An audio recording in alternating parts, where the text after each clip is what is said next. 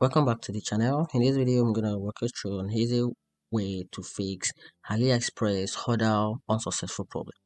So here's the easy workaround, and now you can easily fix that.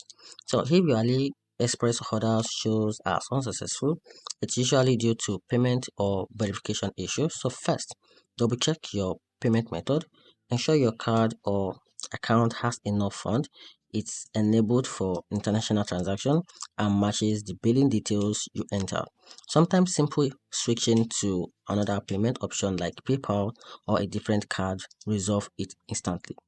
And if the problem persists, log out into your AliExpress account and check for any security or verification prompt under my orders or account messages.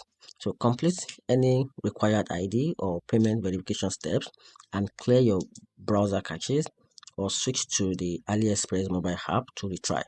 And if it still fail, contact the AliExpress customer support with your order details so they can manually review and process the purchases. And that's it. Hope you find the video helpful. If you did, turn on the notification button and subscribe for more. Thanks.